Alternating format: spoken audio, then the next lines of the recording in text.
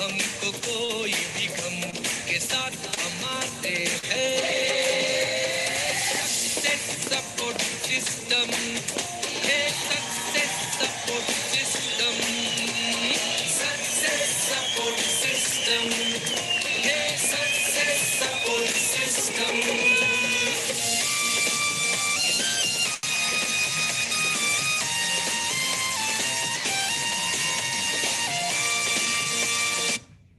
Thank you very much. बहुत बहुत शुक्रिया सभी का। दोस्तों नमस्कार, आदाब, सत श्री अकाल, जय हिंद, जय भारत, जय श्री कृष्णा। और आज कोर डे का जो सेशन है उसका डे 3 में हम लोग आ गए हैं। और दो दिन लगातार हमने, पिछले 2 दिन में लगातार हमने बहुत अच्छे से कोर क्या होता है, कोर बनने के क्या फ़ायदे हैं, कोर क्यों बनना चाहिए और कोर कैसे बनते हैं, उस सारी बातों के बारे में जाना। और आज अगेन हमारे पास एक मौका है कि हम लोग अगेन उसके बारे में जानेंगे, समझेंगे।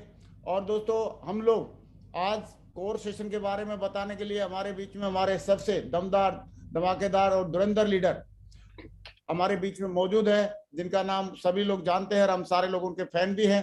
तो दोस्तों आइए बगैर देरी किए उनको हम कॉल करते हैं। एक बहुत जोरदार तालियों से ऊपर हाथ खड़े करके जोरदार तालियों से कॉल करते हैं हमारे great crown ambassador leader mister Devendra Sharma ji. Welcome Devendra ji. Thank you very much sir, बहुत बहुत शुक्रिया सर, धन्यवाद सर। Welcome sir. आप सभी का स्वागत है साथियों आज की 3rd डे कोर मीटिंग में। और 2 दिन से हम लगातार कोर के बारे में बहुत सारी चर्चाएं कर रहे हैं, बहुत सारी बातें कर रहे हैं। तो हमने कोर के 10 स्टेप देखे थे, जल्दी जल्दी दोबारा से मैं बता देता हूँ। 100% यूजर जो कि मिनिमम 100 बीवी परचेज करता हो, या तो खुद के यूज के लिए या तो रीसेल के लिए, knows and follows 8 step of success, इसी पे हम लोग चल रहे हैं। पूरी की पूरी 8 बातों को कवर करेंगे। 10 कॉल करता हो, 3 प्लान देता हो, और टेक प्रेजेंटेशन और ट्रेनिंग। आप प्लान दिखाना आता हो, ट्रेनिंग लेना आता हो, always ready to give testimony, हमेशा टेस्टमनी देने के लिए तैयार रहता हो। अटेंड ऑल फंक्शंस, हमेशा फंक्शंस में जाता हो, मीटिंग सारी की सारी अटेंड करता हो। Read recommended book 30 minute every day, कम से कम 30 मिनट किताब पढ़ता हो। टीम प्लेयर हो, टीम प्लेयर के बारे में हम लोग बात करेंगे। ऑलवेज कीप डेमो प्रोडक्ट, हमेशा अपने पास डेमो प्रोडक्ट रखता हो। और keep all promotional material from system. ये सारी की सारी 10 पॉइंट जो हैं वो एक कोर को कंप्लीट कोर बनाते हैं। हम लोग बार बार आपको बताने की कोशिश कर रहे हैं कि कोर कोई एक ऐसी चीज नहीं है जो कि आपने एक बार परमानेंट उपाधि ले ली। कोर एक ऐसी चीज है जिसको कि आप कुछ स्टेप्स हैं जिनको आप लगातार फॉलो करते हैं तो आप कोर बने रहते हैं। तो कल हमने बहुत सारी चीजें, ड्रीम लिस्ट, इनविटेशन और प्लान तक बात की थी।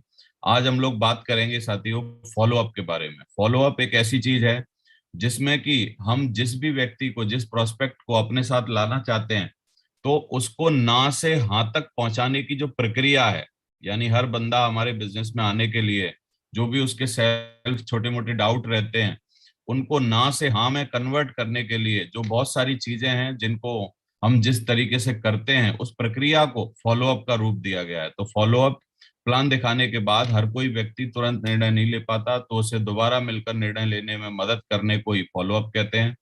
अगर आप 24 घंटे में फॉलो अप करते हैं तो 90% चांस है कि वो व्यक्ति आपके साथ आएगा।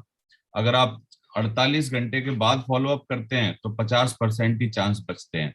अगर आप 72 घंटे के बाद फॉलो अप करते हैं तो आ भी सकता है और नहीं भी आ सकता है।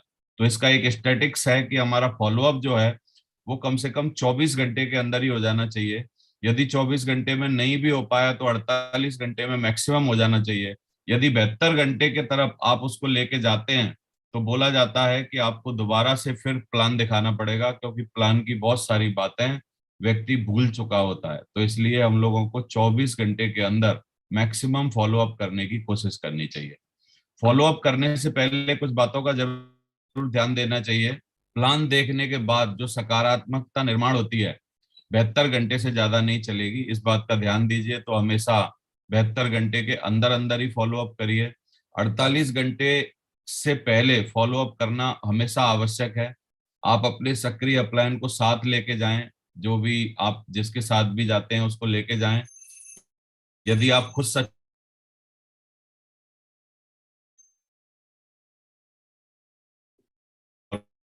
के लिए जाएं, सीख जाएं। आप अपने अपलाइन के साथ हों तो कम बोलें, परिचय कराने के बाद अपनी अपलाइन को बोलने दें, नोट्स लेते रहें, अपनी अपलाइन को देखें कि किस तरह वे अपना काम करते हैं, कैसे जवाब देते हैं, कैसे सभी संदेह को दूर करके उस प्रोस्पेक्ट को सही निर्णय तक पहुंचाते हैं।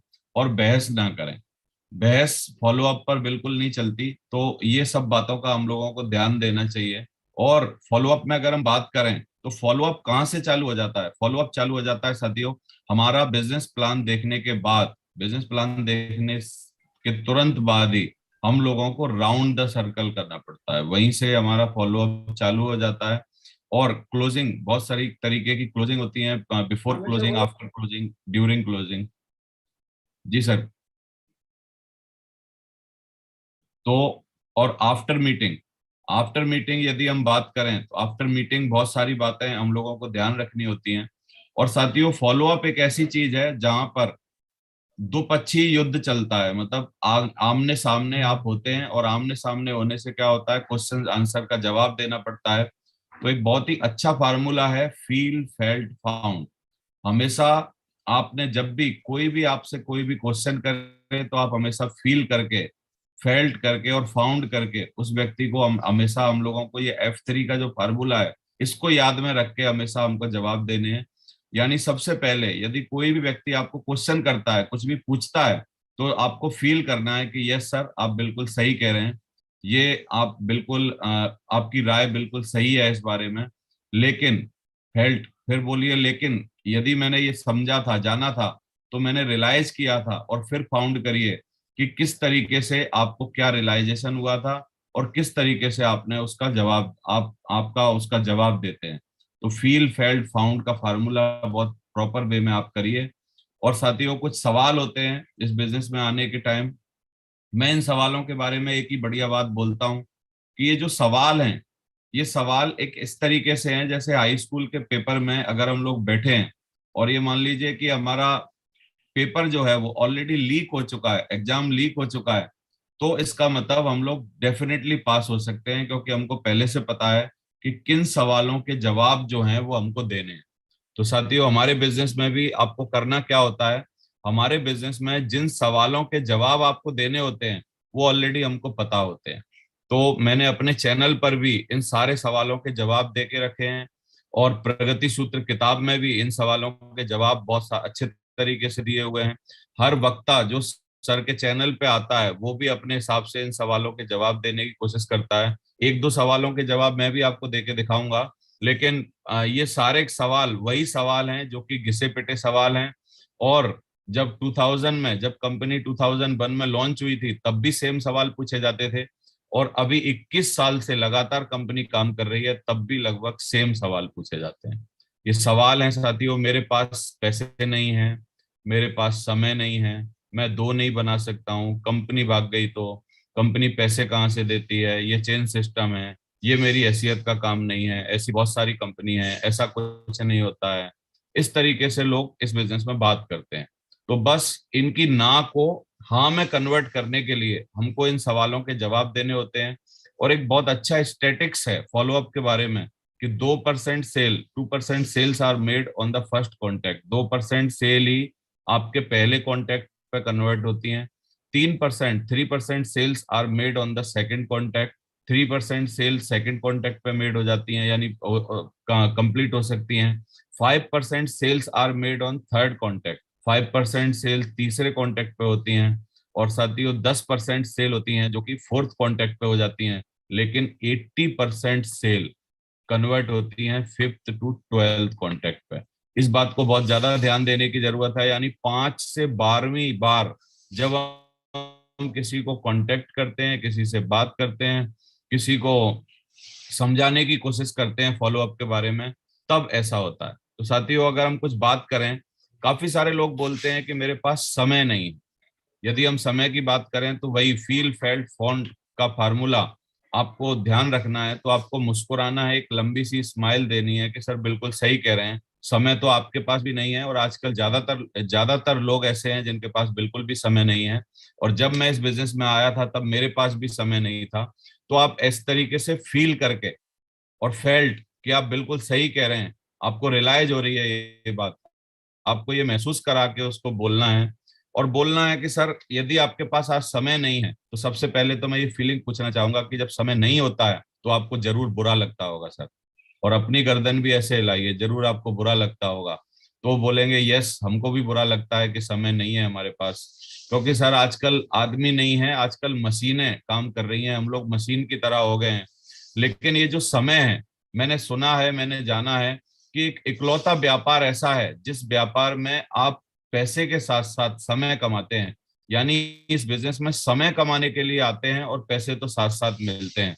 तो साथियों, फिर आप उससे पूछिए कि साहब मैं आपको बताना चाहता हूँ कि समय नाम का कांटा हम सबके पैर में चुभा है, क्योंकि समय तो भगवान ने 24 घंटे ही सबको दिए हैं, लेकिन 24 घंटे में से हम 8 से 10 घंटा हम लोग अपना बेच देते हैं कोई नौकरी करने के लिए या कोई काम करने के लिए। बाकी के 8 घंटा हम लोग आराम कर लेते हैं, 2-4 घंटे हम लोग रोजमर्रा की चीजों में अपना निकाल देते हैं, और हमारे पास वर्किंग आवर्स के नाम पर सिर्फ 4 घंटे बचते हैं। और इन 4 घंटों में काफी सारे लोग फेसबुक देखते हैं, काफी सारे लोग व्हाट्सएप देखते हैं, काफी लोग और चीजों में लगे रहते हैं। लेकिन ये प्रोडक्टिव हार जो 4 हार्स आपके पास है, 4 घंटे आपके पास हैं, यदि आप इन 4 घंटों को प्रॉपर वे में अगर 2-3-4 साल तक मैनेज कर सके हैं, 4 घंटा यदि आपने हमको 4 साल तक लगातार दिया, आपने मैनेज किया, तो इस बीच इस बिजनेस में आपकी टीम बन जाएगी। और टीम बनने से क्या होगा, आपके पास समय आएगा। उनको एक स्टैटिक्स बताइए कि यदि आप अकेले काम कर रहे हैं तो आपके पास समय नहीं है, लेकिन 10 लोग यदि आपके साथ काम करेंगे तो थोड़ा थोड़ा समय आपके पास बचने लगेगा, क्योंकि आपकी रिस्पॉन्सिबिलिटी जो है वो 10 लोगों में डिस्ट्रीब्यूट हो जाएगी। यदि 100 लोग काम करेंगे और थोड़ा समय बचेगा, 1000 लोग काम करेंगे और समय बचेगा, और 10,000 लोग काम करने लगे डायमंड बनने के बाद, तो आपके पास समय ही समय होगा, बहुत सारा आपके पास समय होगा। और उनको एक चीज और बताइए कि बिजी रहना कोई बहुत बड़ी अच्छी बात नहीं है। बिजी रहना मतलब क्या है ना, एक तकलीफ का कारण है।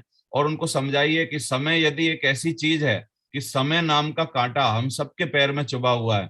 और मैंने समझा है, मैंने जाना है भाई साहब, कि समय नाम का कांटा यदि निकालना है तो कांटा निकालने की टेक्निक पूरी दुनिया में सिर्फ एक ही है। वो क्या है कि कांटा डालना पड़ता है दूसरा कांटा निकालने के लिए, यानी दूसरा कांटा जब तक हम नहीं डालेंगे पहला वाला नहीं निकलेगा। तो ये जो समय नाम का कांटा हमारे पड़ा है, इसको डालने के लिए आप 1-1, 2-2 घंटे का और एक्स्ट्रा टाइम निकालिए। आपको थोड़ी सी तकलीफ होगी नई आदतें बनाने में, नई चीजों को करने में, लेकिन इन आदतों को यदि आप बना लेते हैं तो फिर आपके पास आने वाले समय में समय ही समय होगा। तो इस तरीके से हम लोग इन बातों को करके उनको ये जवाब दे सकते हैं, साथियों मेरे पास पैसे नहीं है, मैं दो नहीं बना सकता हूँ, कंपनी भाग गई तो कंपनी पैसे कहाँ से देती है, चेन सिस्टम है। इन सारी चीजों के प्रॉपर वे में आपको सवालों के जवाब दिए जा चुके हैं, और बहुत बहुत बार अलग अलग स्टाइल से अलग अलग लोगों ने अलग अलग तरीके से समझाए जा चुके हैं। बस इनको समझने की, सीखने की जरूरत है, और इन पर प्रैक्टिस करने की जरूरत है। मैं जरूर मानता हूं कि यदि आप प्रैक्टिस करते हैं, प्रगति सूत्र किताब में जाके पढ़ते हैं, सीखते हैं, अपने अपलाइन के साथ रहते हैं, समय क्वेश्चन आंसर का जवाब देना सीखते हैं, तो ये कोई बहुत ऐसी बात नहीं है जो कि आप कर नहीं पाएंगे। आप सिल्वर बनने तक, यानी 10, 15, 20, 25 की टीम बनाने तक, 50 की टीम बनाने तक आप बिल्कुल इस पूरी फॉलोअप की प्रक्रिया में पारंगत हो सकते हैं। और बहुत सारे लोग हैं जिनको फॉलोअप पर किसी दूसरे की जरूरत नहीं होती है। तो आप इस बिजनेस में ड्राइवर बनिए, यानी ये सारे पांचों काम जो आपको list making, invitation, plan, follow up, और आगे हम लोग चल रहे हैं FIM करने पर, ये सारी चीजें आपको सीखनी होंगी साथियों। और इसको सीख के ही आप इस बिजनेस में ड्राइवर बन सकते हैं। बोला गया है कि ऐसी कोई समस्या नहीं जिसका समाधान ना हो।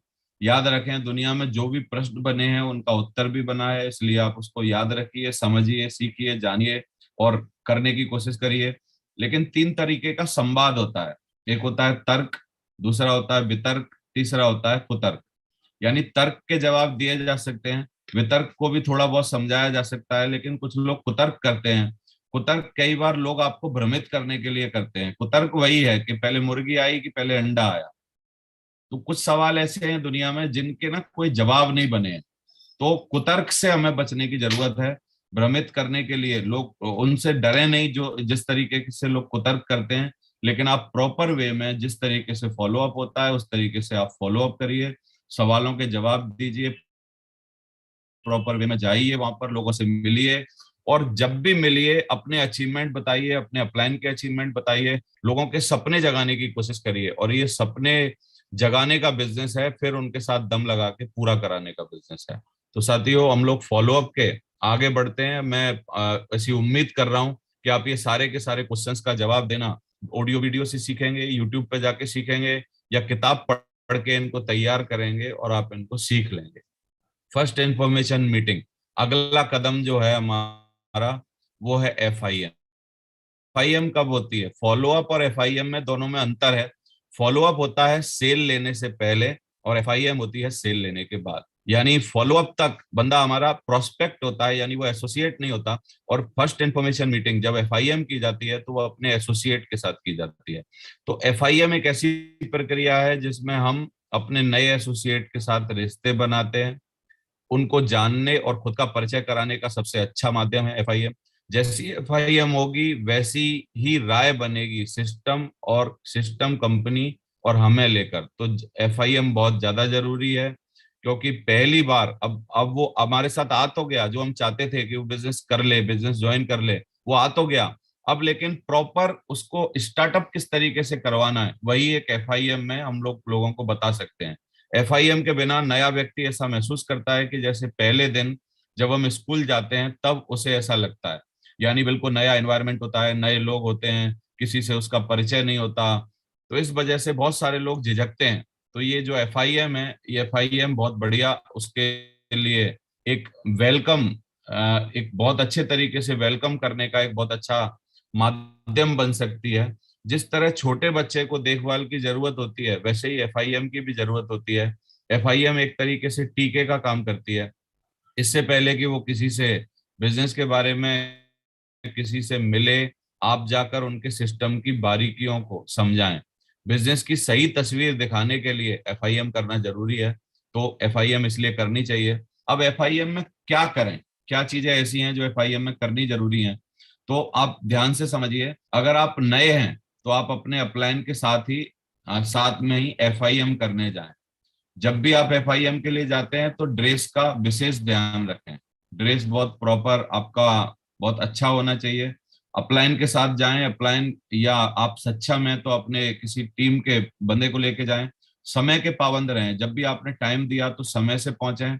सहज रहें, जब आप अपने एसोसिएट से मिलते हैं तो हालचाल पूछें, अपने सीनियर का परिचय कराएं, उनका एडिफिकेशन करें।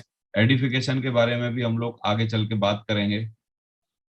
FIM में क्या करें? सबसे पहले उस व्यक्ति से बिजनेस से जुड़ने का कारण पता करें कि किस कारण से उन्होंने इस बिजनेस को ज्वाइन किया है। यदि उनका प्रॉपर कोई कारण ना आ पाए तो अपना और अपने अपलाइन का कारण जरूर बताइए, जिससे कि वो भी अपना कारण खोजने में उनको मदद मिलती है। कंपनी के बारे में बताएं कि हमारी कंपनी किस तरीके से काम कर रही है, किस किस किस तरीके से आगे बढ़ रही है, कब कब चालू हुई थी, पूरी बातें बताएं। सिस्टम की बेसिक जानकारी अवश्य दें। लिस्ट, प्लान, ट्रेनिंग, बुक्स, इनके बारे में थोड़ा सा बात करें। QSE प्रमोट करें कि QSE क्या होता है, उसके बारे में लोगों को बताएं। उनकी हॉट लिस्ट के नाम तुरंत लिखवा लें, कुछ 10-20 लोगों के नाम जरूर लिखवाएं किस किस को वो जानते हैं। और मैन का फार्मूला जरूर बता दें लिस्ट में। तो M फॉर मनी होना चाहिए थोड़ा सा उनके पास, A फॉर अथॉरिटी होनी चाहिए, N फॉर नीड होना चाहिए। कुछ ऐसे लोगों की लिस्टिंग करवा लें, उनको स्टार्स लगवा दें। और टूल्स का प्रमोशन करें कि किस तरीके से आपके पास क्या क्या टूल्स हैं जिनके माध्यम से आप ये सब कर सकते हैं। और यदि कोई लेटेस्ट फंक्शन है, यदि कोई बहुत बड़ा कुछ सिस्टम के द्वारा कुछ ऑर्गेनाइज हुआ वीडियो है, तो आप एक दो वीडियो भी उनको दिखा सकते हैं, जिससे कि उनको सिस्टम की पिक्चर कुछ नजर आए। और साथियों, जरूर FIM करते समय नरसी ग्रेवाल सर का चैनल भी सब्सक्राइब करवा दीजिए, हो सके तो मेरा भी चैनल सब्सक्राइब करवा दीजिए।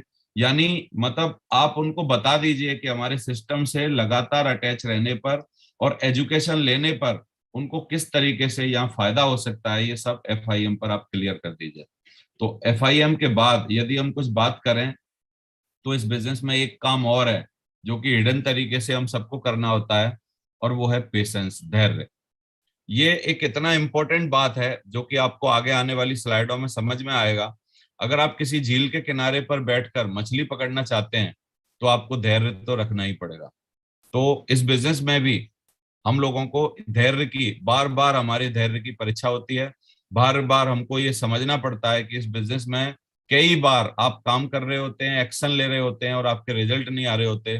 तो मैंने सुना था कि धैर्य की परिभाषा वो नहीं है कि आप आराम से बैठे रहें। धैर्य की परिभाषा ये है कि जब भी रिजल्ट ना आ रहे हो तब भी आप उन सेम एक्शंस को दोहरा पाएं, प्लान, फॉलो अप, लिस्ट, ये सब आप कर पाएं। ये रिजल्ट ना आ रहे हो तब भी आप करें, इसका मतलब आप धैर्यवान व्यक्ति हैं। तो बैठे बैठे तो कोई भी धैर्य रख लेगा, लेकिन एक्शन लेते लेते इस बिजनेस में धैर्य रखना है। जब आप नेटवर्क मार्केटिंग व्यवसाय पे काम करेंगे तो आपको हमेशा मन मुताबिक परिणाम नहीं मिलते। उस समय बहुत सारे लोग धैर्य खो देते हैं, इसी वजह से वो असफल रह जाते हैं साथियों।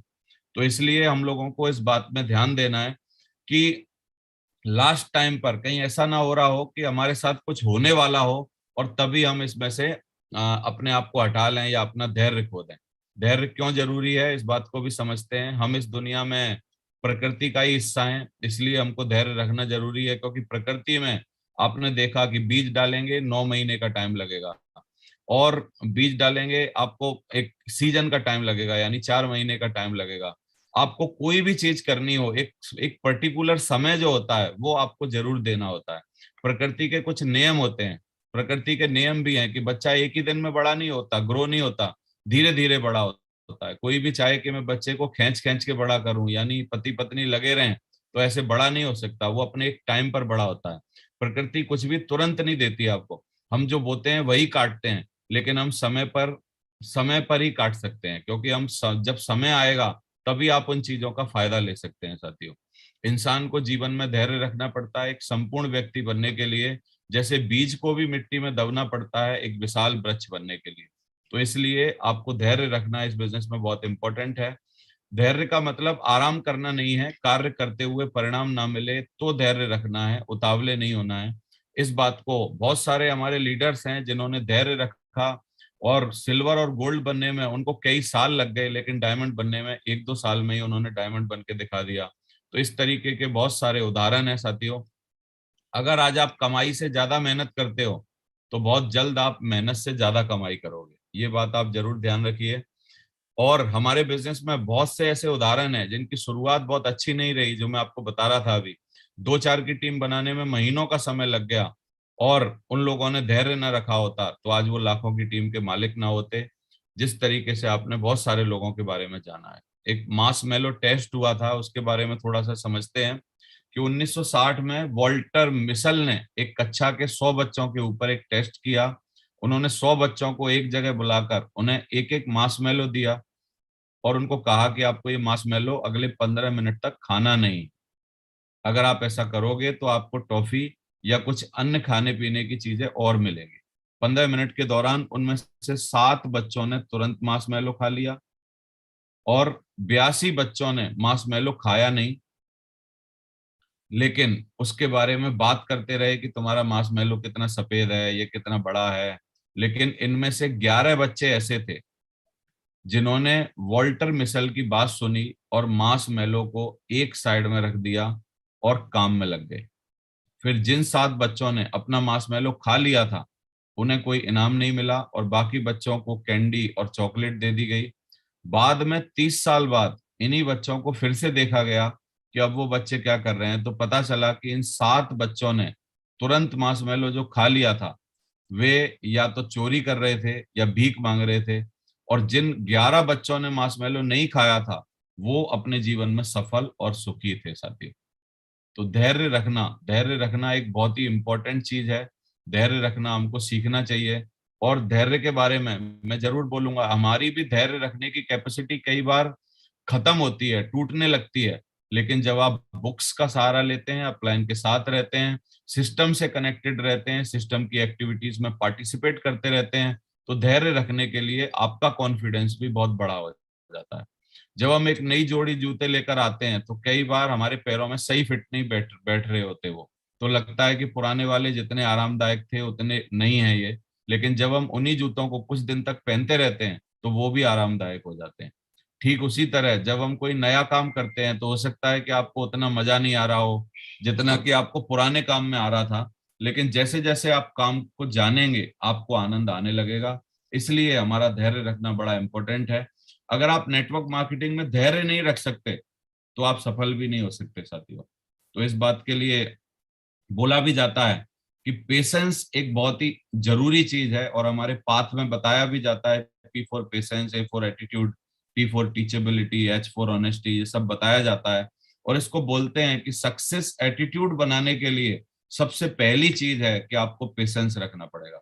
जब मार्केट में जाएंगे तो बहुत से लोग आपको मिलेंगे, ये काम तो पहले ही करके छोड़ चुके हैं, आपको खुद पर शक हो सकता है, मैं कहीं गलत रास्ते पे तो नहीं चल रहा हूँ, इस तरीके से आपको भ्रम हो सकता है। तो उस समय आपको उन्हें एक ही बात बोलनी है, आपने एक ही गलती की थी कि छोड़ दिया। अगर आप भी कर रहे होते तो आप हमारे ग्रेट अपलाइन की तरह सफल हो सकते थे। आपको अपने अप्लायंस के बारे में बताना पड़ेगा, समझाना पड़ेगा, और दूसरों से ज्यादा फॉलो अप साथियों इस बिजनेस में अपना खुद का करना होता है हमको। क्योंकि मैं मानता हूं कि ये फॉलो अप करने का बिजनेस है, लोगों को समझाने का बिजनेस है, लेकिन मेरी खुद की राय ये है कि ये दूसरों को समझाने से ज्यादा खुद को समझाने का, बार बार खुद का फॉलो अप करने का, हर बार जब भी आपको ऐसा लगे कि आप इस बिजनेस में टूट रहे हैं, तब आपको फॉलो अप करने की जरूरत है। और साथियों बोला जाता है कि जिसने सफलता की चाह रख ली, जिसने सफलता को चाह लिया या सफल होना चाहता है, उसको टूटने और रूठने का हक नहीं होता है साथियों। वो ना तो टूट सकता है ना तो रूठ सकता है। तो इसलिए धैर्य रखिए। एक अच्छा टीम प्लेयर क्या होता है, अगला पॉइंट यदि हम देखें 8 स्टेप का, तो एक टीम प्लेयर के बारे में यदि हम बात करें, तो एक अच्छे टीम प्लेयर की सबसे बड़ी खासियत होती है उसके अपने अच्छे तरीके से बनाए गए रिश्ते। बोला भी जाता है कि network marketing is only business जहां पर कि रिलेशनशिप बहुत ज्यादा काम करती है। यानी ये रिलेशंस बनाने का बिजनेस है, रिलेशंस को बहुत डेवलप करने का बिजनेस है, बहुत अच्छे तरीके से व्यवहार करने का बिजनेस है। तो दूसरों के साथ व्यवहार किस तरीके से करना चाहिए, कुछ बातें हम लोग समझते हैं। Work in team work, team work में किस तरीके से काम करना है, अगर उसकी भी हम बात करें तो आगे से बहुत सारी चीजें टीम वर्क के बारे में और व्यवहार के बारे में हम लोग बात करेंगे। यहाँ पर आप देख रहे हैं पिक्चर में कि किस तरीके से दो दो जो डॉगी हैं एक दूसरे के साथ बंधे हैं, लेकिन वो इतनी डोरी बड़ी नहीं है उनकी कि वो इधर से उधर जा सकें और ये दोनों चीजों को खा सकें। लेकिन वो बहुत मिलके जब ये सोचने की कोशिश करते हैं कि क्या किया जाए, तो दोनों एक तरफ का, दोबारा में दूसरे तरफ का, यानी यूनिटी के साथ टीम वर्क में कुछ भी किया जा सकता है। और बोला जाता है कि माँ की ममता और टीम की क्षमता आप नाप ही नहीं सकते।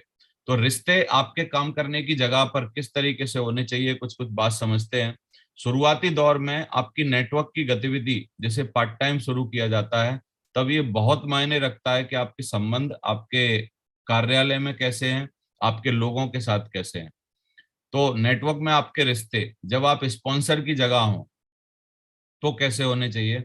कभी भी बिजनेस को गिर पड़कर प्रमोट ना करें, यानी आप जिसके भी पास गए हैं उससे गिड़गिड़ाएं नहीं, और ये बात ना करें कि आप आ जाओगे तो बहुत अच्छा हो जाएगा, आपके बिना होगा नहीं, इस तरीके से बात ना करें। ये मत कहिए कि आपको बगैर कुछ किए बहुत पैसा मिलेगा, क्योंकि ये एक अच्छे भले किसी भी करने वाले आदमी को बैसाखी पकड़ाने वाली बात होगी कि हमने उसको बैसाखी पकड़ा दी, उसको कुछ करने ही नहीं दिया। और ये बिजनेस एक्चुअली एक्शंस का बिजनेस है, ये बिजनेस करने का बिजनेस है, करके खाने का बिजनेस है। मैं काम करूंगा आप पैसे कमाएंगे ऐसा कहना भी सरासर गलत है। झूठे वादे ना करें किसी के साथ भी। कुछ जानकारी को छिपाना आपको हानि पहुंचा सकता है, ये भी कभी ना करें।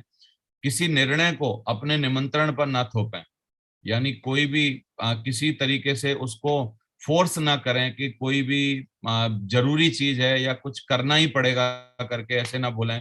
किसी की सेल का पैसा ना लगाएं, आप खुद परचेज ना करें, यानी उनको खुद सेल्फ से अपनी इच्छा से इस बिजनेस में आने दें। सीधी सीधी बात करें और ज्यादा अपनी जरूरत ना दिखाएं कि आपको उनकी बहुत ज्यादा जरूरत है, क्योंकि ये आप स्पॉन्सर की जगह हो तो ये सब बातें आपके रिश्ते बनाने में काम करती हैं। जब आप अपलाइन की जगह हो, अपलाइन को याद रखना है, नेटवर्क मार्केटिंग बिजनेस अपलाइन की तरफ झुका हुआ है, तो आप इस बात का ध्यान रखिए। ये इसलिए आप अपलाइन को कुछ शक्तियों का ध्यान रखना है। किस किस शक्तियों का? शक्ति सूचना की, शक्ति सिफारिश की, शक्ति दोहराने की, शक्ति टीम की, शक्ति साथ रहने की, शक्ति आत्मविश्वास की, शक्ति अच्छे माहौल की, शक्ति अच्छी लीडरशिप की, सही आदतों की, ट्रेनिंग की, प्रमोट करने की।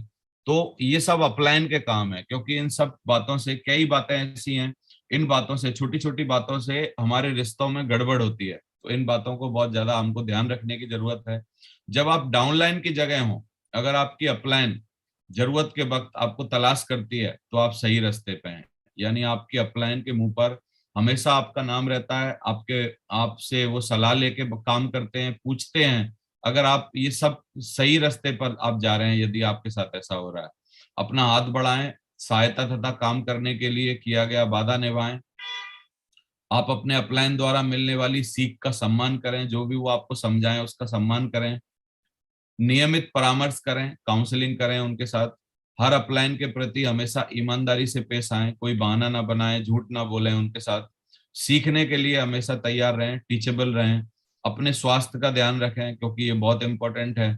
बोला भी जाता है कि पहला एफ, चाहे वो फाइनेंस हो, चाहे वो फैमिली हो, चाहे वो फ्रीडम हो, उसमें सबसे पहला एस है कि आपकी फिटनेस बहुत इंपॉर्टेंट है साथियों। तो फिटनेस का ध्यान रखें। हंसना सीखिए। अगर अच्छा नहीं बोल सकते तो चुप बैठिए, और किसी चीज की टीका टिप्पणी से दूर रहिए। तो ये सब बातें हम लोगों को धैर्य के लिए ध्यान रखनी होंगी। और जब आप क्रॉस लाइन की जगह हो, क्रॉस लाइन यानी हमारे अपलाइन की लेफ्ट और राइट, जब हम अपलाइन के लेफ्ट और राइट होते हैं, तो दूसरी टीम जो होती है वो हमारी क्रॉस लाइन, यानी किस तरीके से हमारी दूसरी टीम, ब्रदर लाइन आप उसको बोल सकते हैं। तो क्रॉस लाइन बिजनेस का वो हिस्सा है जिसके फायदे भी हैं और घाटे भी। क्रॉस लाइन हमारे चचेरे भाई की तरह होते हैं, वो आप समझ सकते हैं। क्रॉस लाइन के साथ व्यवहार बड़ा सरल है। चाहिए एक प्यार भरी मुस्कान, जानदार कैसे हो, और तुरंत चलो फिर मिलते हैं, हेलो हाय और बाय, बस इतना आपको मुलाकात रखनी चाहिए क्रॉस लाइन से। क्योंकि बहुत सारे लोग क्रॉस लाइन जो कि दूसरी टीम के लोगों से बहुत ज्यादा संबंध रखते हैं अपने अपलाइन के द्वारा या अपनी डाउनलाइन के द्वारा, तो उनमें नेगेटिव होने के, नेगेटिविटी आने के, इधर उधर की बातें आने के, इधर उधर की चीजों को बहुत ज्यादा आने के उनके दिमाग में मतलब चांस रहते हैं। और कई बार तो लोग इतनी गलती करते हैं कि अपनी क्रॉस लाइन से अपना बिजनेस डिस्कस करते हैं। और इस बिजनेस में बोला जाता है कि कभी भी क्रॉस लाइन के साथ अपना बिजनेस डिस्कस मत करिए। अपना बिजनेस डिस्कस करिए अपने अपलाइन के साथ, और डाउनलाइन की बिजनेस को आप उनको समझाने की कोशिश करिए, और अपने अपलाइन की उनको समझाने में मदद दीजिए। एडिफिकेशन एक बहुत इंपॉर्टेंट चीज है साथियों। एडिफिकेशन एक ऐसी चीज है कि व्यक्ति के लिए, जो भी व्यक्ति आप जिसको भी ला रहे हैं, उसका एडिफाई करना यानी एडिफिकेशन करना, उसके बारे में एक तस्वीर बना देता है। जिस तस्वीर से आप अपने अपलाइन को दिखाना चाहते हैं, वही तस्वीर से लोग देखेंगे, यदि आप प्रॉपर वे में उसका एडिफिकेशन करेंगे। अगर आप दमदार नेटवर्किंग करना चाहते हैं, तो आपको दमदार एडिफिकेशन करना आना चाहिए। तो आप ध्यान दीजिए कि एडिफिकेशन अपलाइन का कैसे कैसे करें। एडिफिकेशन दिल से किया जाना चाहिए हमेशा। कभी भी ऐसा नहीं लगना चाहिए कि आप आप थोपी हुई चीजों को कर रहे हैं। अपलाइन की टीका टिप्पणी से दूर रहें, उसकी बात को कभी भी काटना नहीं है। दूसरे किसी व्यक्ति द्वारा अपलाइन की टीका टिप्पणी आपको स्वीकार्य नहीं होनी चाहिए, क्योंकि अपलाइन के बारे में यदि कोई और भी कुछ भी बोल रहा है, तो वहां से आप या तो हट जाइए, या उनको आप मना करिए कि इस तरीके की बातों को आप मत करिए। अगर आपको अपलाइन द्वारा की गई बात रास नहीं है, तो उसका स्पष्टीकरण अपलाइन से मांगे और किसी से नहीं। यानी जिसके द्वारा कुछ भी आपको कुछ गलत लग रहा है, तो उनसे एक बार बोल दें, जिससे उनको एहसास हो कि आपको किस तरीके से फीलिंग आ रही है। यदि उसमें कुछ समझाने लायक होगा तो वो आपको समझाएंगे, और यदि कुछ होगा कि उनको सही करना होगा आपके प्रति, तो वो तुरंत उसको सही करेंगे। आपकी सम्मान की भावना हमेशा अपने अपलाइन के लिए दिखनी चाहिए। आपके व्यवहार से ये साफ दिखना चाहिए कि आपकी अब तक की सफलता आपकी अपनी नहीं है, बल्कि उस सीख की है जो आपने अपनी अपलाइन से मिली है। तो साथियों, ये ग्रेटिट्यूड रखना, और ग्रेटिट्यूड जब हम अपलाइन के प्रति रखते हैं, तो हमारा एडिफिकेशन हमेशा रहेगा ही रहेगा। बोला जाता है ग्रेटिट्यूड का मतलब है, यदि आप किसी के प्रति समर्पित हैं, तो पूरा संपूर्ण विद्रोह खत्म हो जाता है आपके अंदर का, तब आप किसी के प्रति समर्पित हो पाते हैं। ऐसा नहीं हो सकता कि 5% विद्रोह रहेगा और 95% आप समर्पित रहेंगे। ग्रेटिट्यूड का मतलब है 100% आपके अंदर का विद्रोह खत्म हो जाए, तब आप किसी के प्रति समर्पित हो सकते हैं। और जब आप समर्पित हैं, तो बहुत अच्छे तरीके से उनको एडिफाई कर सकते हैं, और भूल कर भी कभी अपने अप्लायंस सिस्टम और कंपनी की बुराई हमको कभी भी नीचे नहीं करनी चाहिए। क्योंकि यदि हम गलती से ऐसा कर रहे हैं, तो हम वो कालिदास की तरह हैं कि जिस डाल पे बैठे हैं उसी डाल को खुद ही काटने की कोशिश कर रहे हैं। और ऐसे व्यक्ति के बारे में बोला जाता है कि वो कुल्हाड़ी पे पैर नहीं मार वो पैर पे कुल्हाड़ी नहीं मारता, वो कुल्हाड़ी पे पैर मार लेता है जो व्यक्ति इस तरीके के काम करता है। एडिफिकेशन अपलाइन का कैसे करें? जब तक आपकी अपलाइन आपकी मदद करने में सक्षम है तब तक उनसे ही परामर्श करें। अपवाद की स्थिति में ही किसी अपलाइन से संपर्क करें। नियमित रिपोर्टिंग करते रहें। अपलाइन से कदम मिलाकर काम करें। अगर आपकी अपलाइन आपके बिजनेस में रस नहीं रही है, मतलब सही कारण की तलाश करें। यदि आपकी अपलाइन आपके बिजनेस में मतलब इम्पोर्टेंट मतलब ध्यान नहीं दे रही तो सही कारण की तलाश करें, ये आपकी जिम्मेदारी है। आप अपलाइन को अपने बिजनेस में रस लेने के लिए मजबूर करें, यानी इंटरेस्ट लेने के लिए मजबूर करें। अपलाइन को खुली तरह से लोगों के बीच ललकारना आपके बिजनेस की सबसे बड़ी हार होगी। याद रखिए, हो सकता है कि आपकी अपलाइन संसार की सबसे खराब अपलाइन है, लेकिन इस स्थिति में भी वह आपको एक अनमोल पाठ पढ़ा जाती है। ये पाठ है कि आप अपने डाउनलाइन के साथ इस तरीके से पेश मत आना जैसे मैं आपसे आ रहा हूँ। मैं ये बात बहुत दिनों से समझ चुका था, क्योंकि कई अपलाइनों के साथ मेरे को रहने का मौका मिला जिनमें की कुछ कुछ बातें ऐसी थी जो कि डुप्लीकेबल नहीं थी। तो मैंने ये समझा कि काफी सारे अपलाइन, यानी आपके नेटवर्क में आपके पास दो तीन तरीके के लोग आएंगे जो कि पहले होंगे आपको ये सिखाएंगे कि ऐसा बिल्कुल मत करना, और दूसरे टाइप के लोग होंगे जो कि आपको ये सिखाएंगे कि ऐसा ही करना। तो ये बात आपको खुद को समझनी है कि किससे हमको क्या सीखना है, ये बड़ा इंपॉर्टेंट है साथियों।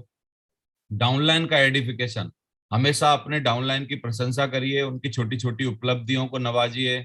याद कीजिए कि जब उनकी स्थिति में आप थे तो ऐसी प्रशंसा के लिए कैसे तरसते थे। और इस बिजनेस में एडिफिकेशन का एक रूल भी है कि यदि डाउनलाइन आपको बहुत फूल मालाओं से और इन सब चीजों से सम्मानित कर रही है और आपको एडिफाई कर रही है, तो आपका बदला भी यही होता है कि आप भी उनका दूना एडिफिकेशन यानी दूने तरीके से सम्मान करके, उनके बारे में अच्छी बातें करके उनके एडिफिकेशन को तुरंत के तुरंत उतारें। यानी इस बिजनेस में एडिफिकेशन ही एक ऐसी चीज है जिसको कि कभी भी रखना नहीं है अपने पास, तुरंत आपको उसको उतारने की कोशिश करनी है। यानी रिवर्स में जितना सम्मान, जितना मान, जितना एडिफिकेशन आपका हो रहा है, उस एडिफिकेशन को आपको उतना लौटाना भी है। अपने ग्रुप का उत्साह बना के रखिए। अगर किसी गलती हुई बात को सुधारना हो, खलती हुई बात को सुधारना हो, तो उसे अकेले में, डाउनलाइन के साथ अकेले में बैठकर कीजिए, ना कि भरी महफिल में। कभी भी किसी को अगर आपको थोड़ा बहुत सुधारना है, कुछ बोलना है, तो कभी भी एकांत में बात करिए। सम्मान तथा विश्वास की मांग ना करें, इन चीजों को अपनी ईमानदारी से हासिल किया जाता है। अच्छे संस्कार का बीजारोपण कीजिए। जब कभी आपकी डाउनलाइन किसी नए प्रोस्पेक्ट से मिलवाए तो उनकी तरफ जरूर करें, यानी प्रोस्पेक्ट से मिलवाए तो उनका भी एडिफिकेशन आप कर दें। डाउनलाइन का एडिफिकेशन आपके बिजनेस का अविभाज्य अंग है, इसे बहुत अच्छे से निभाइए।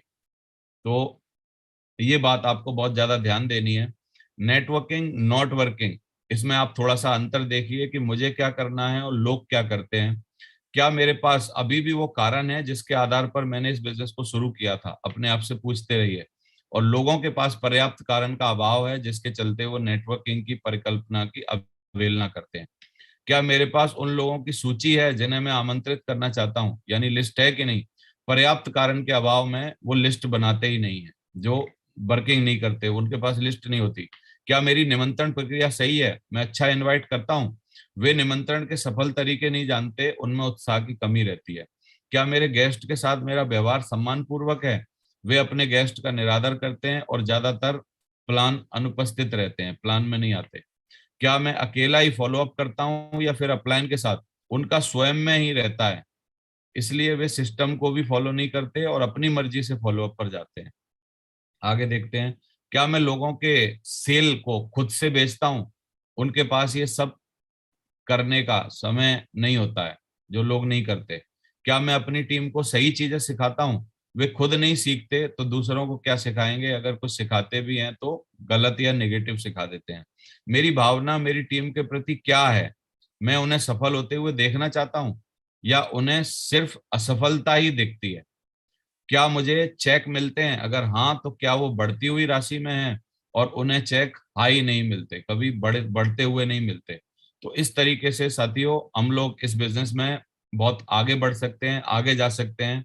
आज हम लोग अपनी बातों को यहीं पर विराम देते हैं। कल फाइनल, कल भले ही थोड़ा सा ज्यादा भी वक्त लेंगे, लेकिन कल 4th डे में इस पूरी की पूरी कोर्स सेशन को हम लोग खत्म करेंगे। बहुत बहुत धन्यवाद। Thank you very much. बहुत बहुत शुक्रिया आप सभी का। थैंक यू देवेंद्र जी, बहुत बहुत शुक्रिया आपका। मैं चाहता थैंक यू हूँ सर। देवेंद्र जी के लिए एक बहुत जोरदार तालियां हो जाए म्यूजिक के साथ, बहुत जोरदार तालियां। थैंक यू, बहुत बढ़िया, वंडरफुल। ये रोक सका न कोई बढ़ते कदम, तूफानों से लड़ने का हम में दम, न ठोक सका हमको कोई भी गम, के साथ हम आते हैं। Success support system, hey success support. Thank you very much. हम सारे के सारे कोर्स सेशन लेने में इतने मंत्रमुग्ध थे, पता ही नहीं चला कैसे टाइम हो गया। 7:15 हो गए हैं और आज सेशन को हम यहीं पे समापन करेंगे।